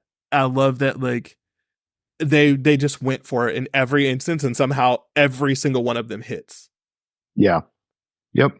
I wholeheartedly agree. My indie pick is Friday Night Funkin'. Friday Night Funkin' it's the other game that like made its music made it into my top like 10 of musics recently. Every song in Friday Night Funkin', if that dude deserves a Grammy. Like, all of the music in Friday Night Funkin' is amazing. I don't care if you like the gameplay of Friday Night Funkin'. I used to play DDR back in the day. I love the gameplay of Friday Night Funkin'. But if you don't, just like listen to the soundtrack of Friday Night Funkin'. It's every single song in Friday Night Funkin' is great. Oh God. Now I need to go listen to some Friday Night Funkin'. Like, it's so good. All right. What you got for 2021, dude? 2021, this was a very simple choice for me. It was between two games, and I have to give it to one over the other just because I played it more. My number one for 2021 is Tales of Arise. Okay. Tales of Arise it's them continuing the Tales saga. All the Tales games play in a similar fashion, but I feel like Tales of Arise has a very fluid game mechanic once you understand how it works and like play with it a little bit. It also has the themes in Tales of Arise are very like, I feel like JRPGs have this habit of kind of like, especially recently, is they kind of like, they lean on what I would say, they lean on structure more than that they do on themes. They lean on their gameplay loop. They lean on like, well, we're going to go to a place and then we're going to go fight a boss. But Tales of Arise has this like, the themes of Tales of Arise are very like, the whole game is just pouring with them all the time. Like, one of the main themes of Tales of Arise is just like how authorities can corrupt, and how you can be a slave even if you're free. And like, so like, I'm just going to go into spoiler town because I want to talk about how well it's presented.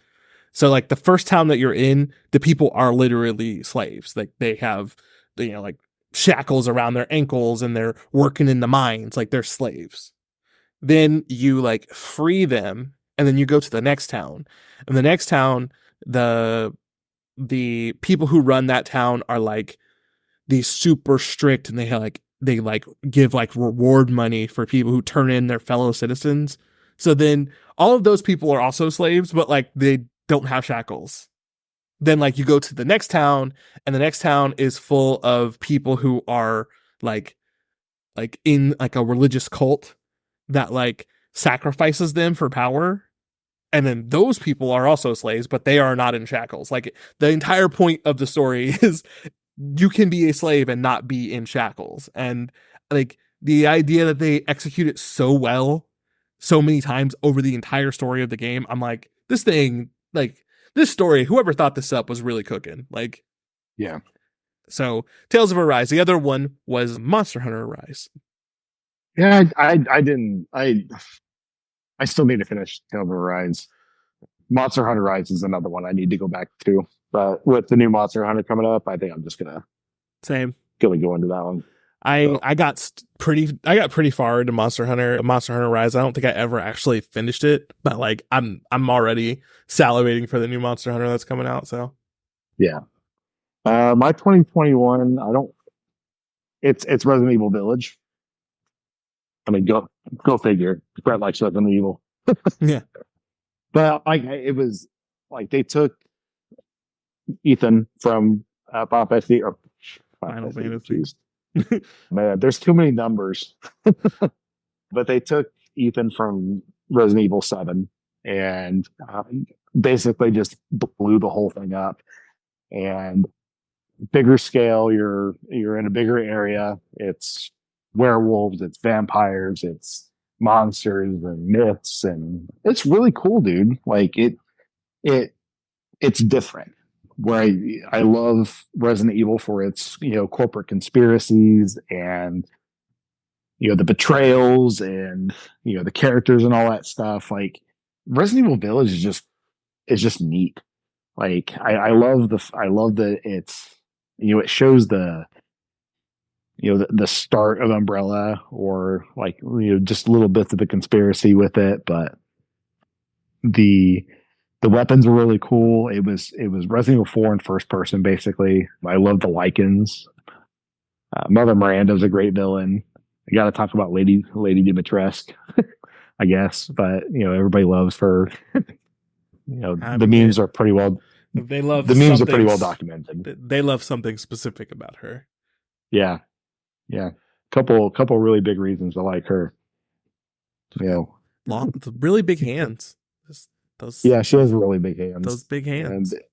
they turn into really big swords too, basically, like claws. That game's just fun, dude. And sometimes games don't need to be like super deep or anything like that. Sometimes they're just fun. And I know some people have problems with Village, but man, get get fucked. I feel like there's a big crowd. I'm saying this in a way where it sounds like I'm like, oh yeah, but you didn't. But I mean, you play a game however you want. I feel like there's a big portion of the people who don't like Resident Evil 8, who never played the DLC for Resident Evil 7, to kind of feel like Resident Evil 7 has this like very like it goes really hard back to like the horror roots of Resident Evil stories. Like Resident Evil kind of has this tendency of like moving in and out of like the horror and kind of moving into the action horror.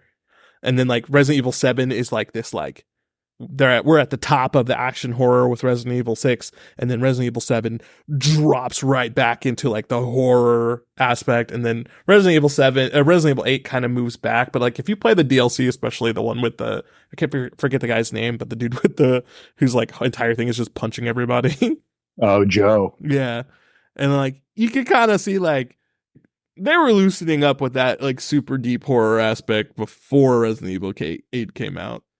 Well, there's a big Resident Evil's got a sense of humor. Oh yeah.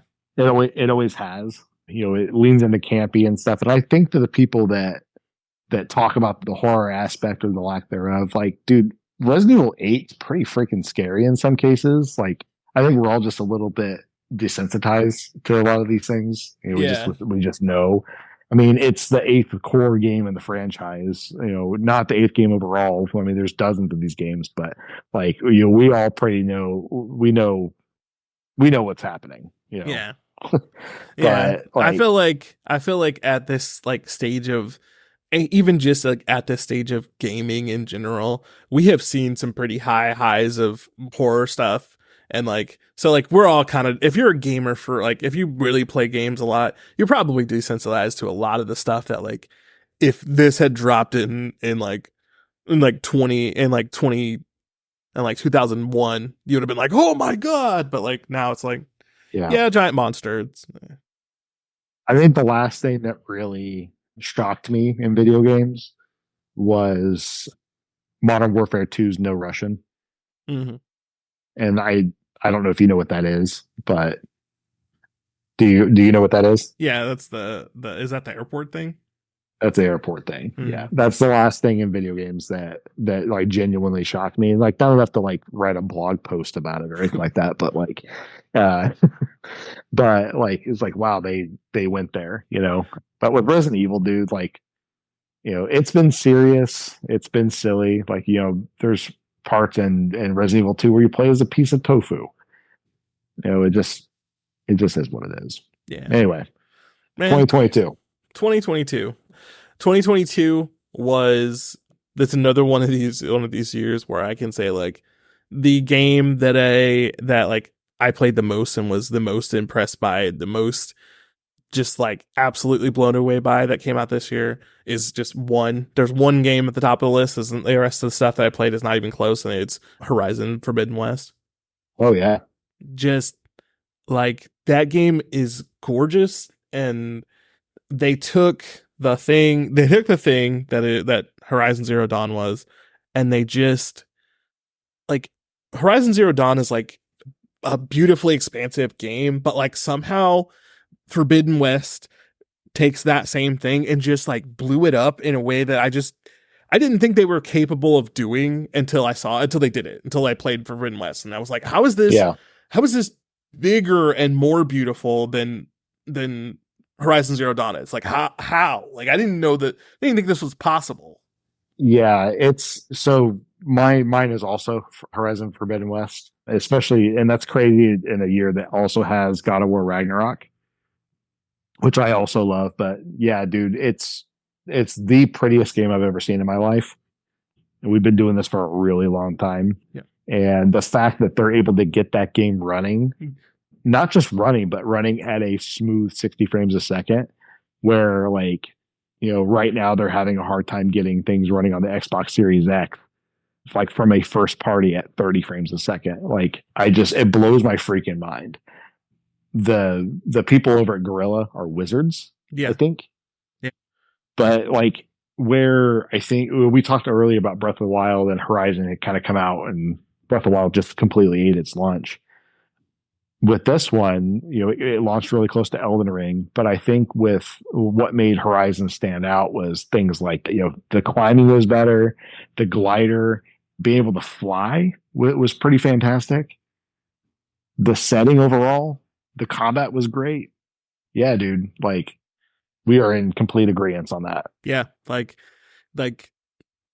Horizon Zero Dawn, like when like and when it first came out, like I just, like I said when we were talking about it, like I gave it to Mario Kart Deluxe just because like that game, I play that game now. Like I mean I've played that game nonstop since it released. Like I have played Mario Kart 8 at least, I would say, once a month since it dropped. Like I always play that. I always do. But like Horizon Zero Dawn was crazy. Like it was so technically crazy. I was like, how are they going to do this? How are they going to make this sequel and make it bigger and better? Like, because since everything's supposed to go bigger and better, but then Forbidden West drops and it's bigger and better. I'm like, how did you do this? And like the story, it's one of those stories that like, Horizon Zero Dawn ends in a way that like it gives you a little bit of like, hey, there's more here. We could go a little further. But like once you start playing Forbidden West and you're like this is where they're going. Oh, okay, let's go. Yeah. Like I love Forbidden West. Like it's a beautiful, gorgeous game. And like I keep saying in some of these instances, if you have not, I mean, I guess technically you have to buy a PlayStation to do this. So like it's a little harder than Hades is. But like if you have not played, oh yeah, it is. Never mind. If you have not played Horizon Zero Dawn and Forbidden West, like I can't say stop watching this because they're not games that you could finish quickly. But like go get those games and play them. Like I don't care if you have some like PlayStation Xbox rivalry or something, or your team Xbox or whatever. Like play those games. They're gorgeous, and like the amount they were able to do with them is nuts. Like put your East Coast, West Coast, blue and green beef aside and go play Horizon Zero Dawn and Forbidden West. For real. Okay. I think 2023 is probably yeah. I bet we probably are in agreement with this one, at least. That was our Game Dad pick of the year last year too. Yes, it was. That's the problem. Once we get past the stuff where we already have like Game Dads episodes about, it's kind of redundant. But yeah, we haven't done our one for 2024 yet, so there's possibilities of some. But yeah, 2023, it's Final Fantasy 16. That game's amazing. It's gorgeous. The story is great. The characters are great. I'm perfectly like, in my heart of hearts, I am very content with how Final Fantasy 16 ends. I don't want, me too. I don't want them to do anything to it, but I got so much like emotion and feeling out of the character of Clyde. Like I want more of him, but like I don't want his story to be ruined by continuing it. That's the best way I can explain it. Like I wish. I don't even know how to word this because I can't even say I wish Final Fantasy 16 was longer, because I don't. Because it's so like, I feel like it was so like perfectly wrapped. Like I don't want there to be more, but I want to like experience more of that character in some way that doesn't interfere with his story. I don't know how that's possible, but I want it. I agree, dude. I think especially with the way that everything has to have a sequel these days, putting that game out, and I know they've got DLC for it that kind of it's intertwined into the actual main game. It's great as it is. There are some technical things to it, and I think that's where the argument for PS5 Pro comes into play, because it didn't run super great on performance mode when it launched. I think it's probably better now, but I think that game is great, dude. Like it's top tier Final Fantasy. Like what we said, I encourage people to go back and listen to our spoiler cast for Final Fantasy 16, and then our Game of the Year, our Brentley Award show as well, because we really get into it there too. But Final Fantasy 16 is a very special game. It's getting ready to come out on PC, I believe. Mm-hmm. So the exclusivity window is kind of gone on PS5, but it's a great reason to own a PlayStation. The people that complain about the lack of games on PlayStation, I don't understand that, especially when games like Forbidden West and 16, they exist. But yeah, it's a pretty great game, dude. The only other game that came close that year for me was Alan Wake 2. I think that game is fan freaking tastic, but 16 it takes the cake for me. Yeah, and the only things that I wanted to mention were, if you've paid any attention to my game history, Sea of Stars I think it's an amazing game and definitely worth checking out, especially for the price tag. Yep. And the only other thing that I want to mention here, and this is a weird mention for for someone my age specifically, but Horizon Call of the Mountain is insane for a 3D game, for a VR game. That it's one of the first VR games that I played that feels like a game, not a tech demo. It feels like it's actually trying to get you to like play it and not just experience it.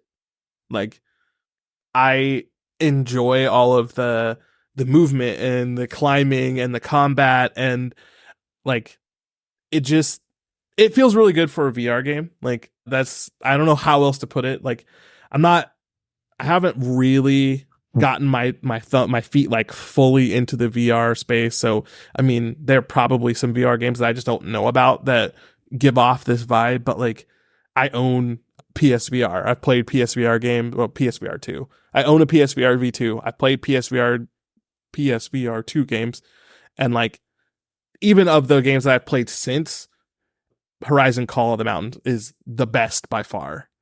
Yeah. So I'm still not at a point where I would say like, get yourself a PSVR 2, because I don't even think they're making games for it anymore.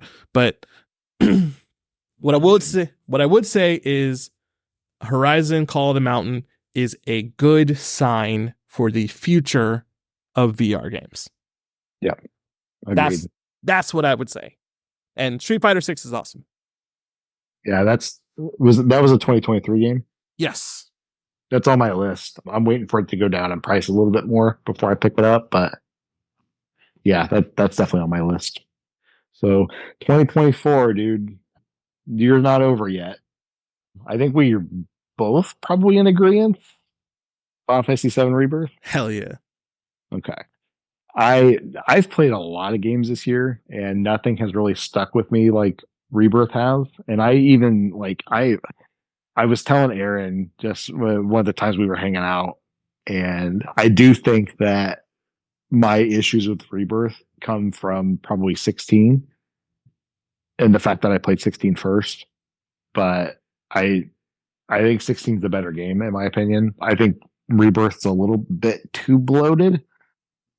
But when you look at it in the grand scheme of Final Fantasy VII, like, it needs to be that.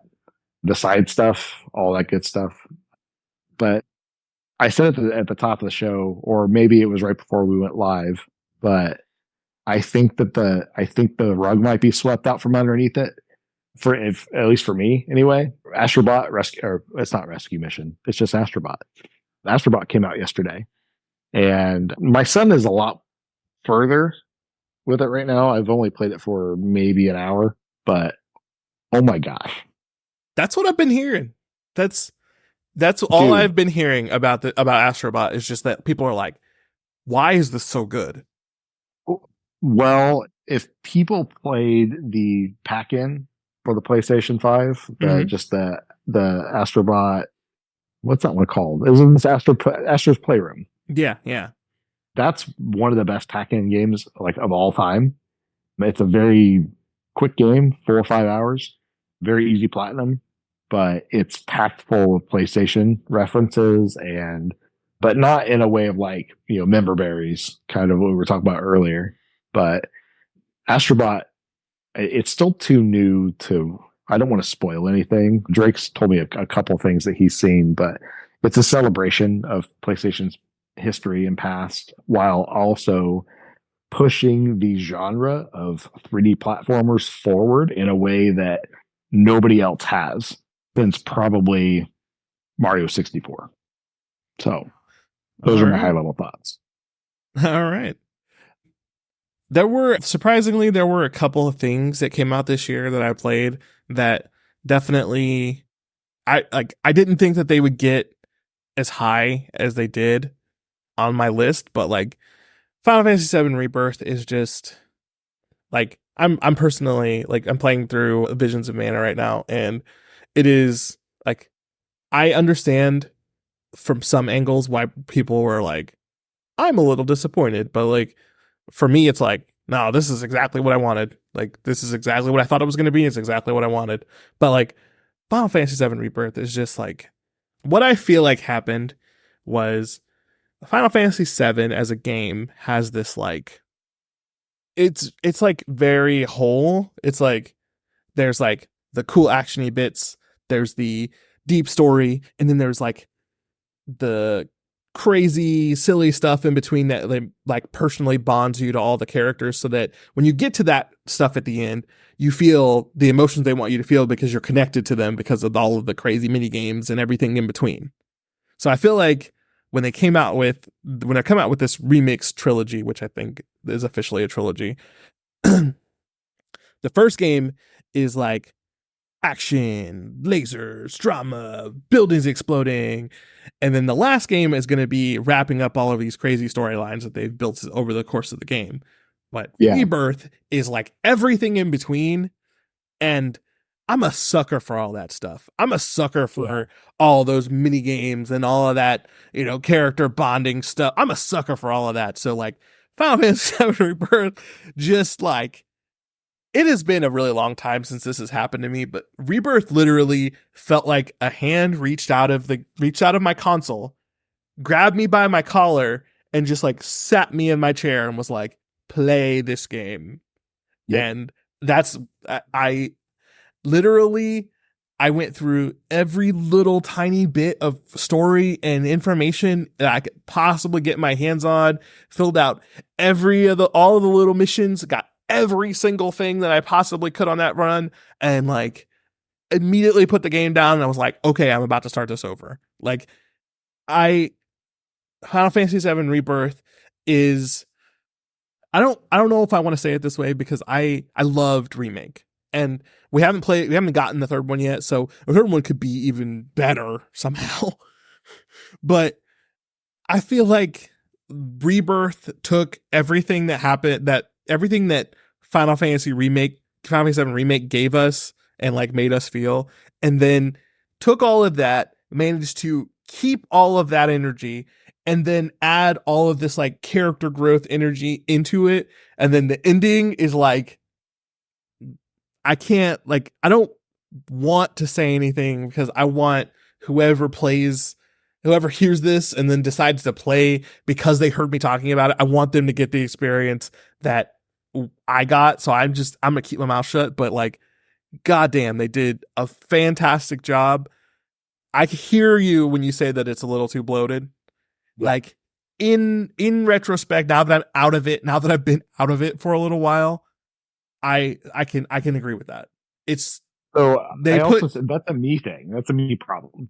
Definitely. Like I feel go ahead. I feel like they did. I feel like they did put a little bit, especially with a third game coming out. I feel like they did put a little bit too much in there, but like it to me feels like they were like, when the third game comes out, the way that it's structured, we ain't going to have time for this. So we got to get it all in here because when the third game comes out and the way that that game's structured, there ain't going to be time for chocobo rides and hanging out with Johnny. None of that. They ain't going to have time for that when we get to game 3. So like, yeah, that's what it feels like to me, extrapolating some person in Japan's thought process, but like, that's what it feels like. Well, you and I are pretty good. I'd say we're experts on Final Fantasy VII just as a game. And when I say experts, I mean like we played it extensively. We've both 100%ed it. and I mean the original game proper. Yeah. It starts off as a completely different game, and in the middle, it's different as well, and then it ends differently. Like it's the beginning parts of that game are very, very serious. The eco terror stuff, the bombing missions. The middle of that game is very lighthearted compared to the rest of it, and then it ends on the death of Aerith and all that good stuff. I see you back there. I see Drake sneaking up on me. But it ends with the death of Aerith. It gets very serious again. So, and I think that's a part of the problem with Rebirth, or what I mean, like what people's problem with it is it's not overly serious the entire way through, and it's not meant to be. It's one part of a greater whole, and we're playing the middle part. Even though it's a brand new game and all that good stuff, it's still the middle part of a 3-part story, and we are experiencing the middle part and judging it as a whole game. Does that make sense? Yeah, I get what you're saying. It's like when the difference is when we got the original Final Fantasy VII, it was one continuous game. So like the middle part of Final Fantasy VII is different than the beginning. I mean, literally the beginning of the game, you are in Midgar the entire game, the beginning part of the game. Like it's the entire game is in the most serious town with bad guys who are surrounding you at every corner, and like you're an eco-terrorist, you're a wanted person. Like the entire beginning of the game is this very serious, like I wouldn't call it like an escape, because they're not trying to escape until the end, but like it's a very serious, like, and then you get into the rest of the world and it's like now you're just kind of a guy, like now you just kind of exist in this world, and then like it gets serious again once the ending starts happening and Sephiroth and meteors and all that. But like the middle of the game is very like, I don't know, fun fantasy. Yep. And then like the end gets very serious again. So like if you're, and like I also feel like that structure of the type of game kind of isn't the way that newer games do it. So like the newer gamers who like are looking at Final Fantasy Rebirth as like, this is just part of another, part of the game series here, looking at it and they're like, well, the last game was real serious. What happened? And I was like, but like all y'all are, I don't say this often, but all y'all are wrong. And sorry, like Final Fantasy Rebirth is awesome. Yeah. All of the silliness and craziness in that game is amazing, and I love it. And we talked about this before, but like I know for a fact that this series, unless the last one somehow magically drops the ball, which I can't see that happening, because you got the blueprint right there, and then you've got the secondary blueprints of the 2 games you just made. But like I know for a fact that this series will be one that like I will go back to, and it's crazy to think about, because it's not just like I'm about to drop me some 40 hours and beat Final Fantasy VII and go about my way. It's going to be like, I'm about to drop 120 hours playing through 3 of these games to get through. Like, it's going to be crazy, but it's going to be one of those games that I go back and play all of the time. It's a Mass Effect situation, like once it's all out, we're all going to play through all 3 of them together, Yeah, I agree with you, dude. It's a great game. The problems I have with it are me problems. I would say I don't have the time to play it. I absolutely do. But a lot of those things just, they felt a little long in the tooth. And again, that's a me problem. But on the whole, dude, it is a 10 out of 10 video game. So, and I can't wait for the 3rd part of it. So. Oh, it's going to be so awesome. Okay. This is probably one of our longest episodes, isn't it? I would say this is probably the longest one. Well, no. I mean, yeah. Okay. Looking at the numbers, this is the longest one. But yeah, we got through a lot of stuff here. We did. Yeah. I mean, that was 11 years of our favorite video games, and 2024 is not done yet. So, I mean, definitely look forward to the Brett Lees this year. What was last year? The 63rd annual? I think I so. think we're up to 76 now. Maybe. I don't know. Numbers are weird. And, Yeah. you know, And, who wants to keep track of all those? So many of yeah, them. it's impossible to do. You can't, I mean, it's been so long. So it's hard to keep track of that stuff. But All right. yep, I think it's time to get out of here. What do you think, dude? Do you want to do positives? Yes. You don't have one, do you? Please be excited for my positives. I just, you know what? Fucking life is good, dude. Yeah. That's my positive. Are you still back behind the couch? No, he's not. Drake somehow like solid snaked his way from his bedroom, which from where I'm sitting is like I can't judge distances. It's like 3,000 feet away. But he somehow walked from his bedroom in my line of sight because our den area, I could see him. I should be able to see him. But I'm so entranced by beating the crap out of this Pyron guy with Morrigan that I didn't see him. But no. But my positive is life is good, dude. Sounds good. My positive is I did a thing that I've been starting to do recently that's been like super helpful for me is do a little self check-in every once in a while. Sometimes you're out of you're like burnt out, or you're just, you're doing something out of step, and you're, and like life would just keep rolling past you, and you just keep doing the thing or experiencing the thing over and over again. And you don't realize it until you like sit down and check in and be like, am I okay?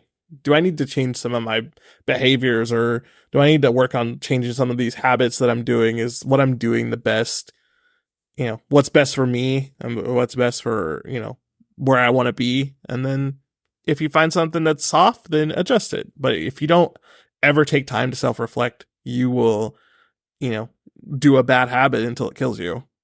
Yep. So self-check-ins, do them. They're good. That's mine. This one's super long, so I'm ready to peace out. Yeah, we're both we're going to open that portal and do the Star-Lord boom and throw up the middle finger and jump into that portal. Yes. Yep. So good episode, dude. Yeah. Love ya. I will love catch everybody you. out there. Yes. Tell Drake I said hi, and we can't wait to get him on the show for that Dragon Ball Z episode. Oh yeah, dude. Yeah. I haven't told him about it yet. So, but I'm sure he's going to be really excited to do it. So he's he's getting older, so his voice has changed a little bit since the last time you talked to him. So it'll be a fun one, guys. That sounds fun. All right. Wimmity wham wham wazzle. I'll catch y'all later. Tell him Marge sent you. Peace. Bye.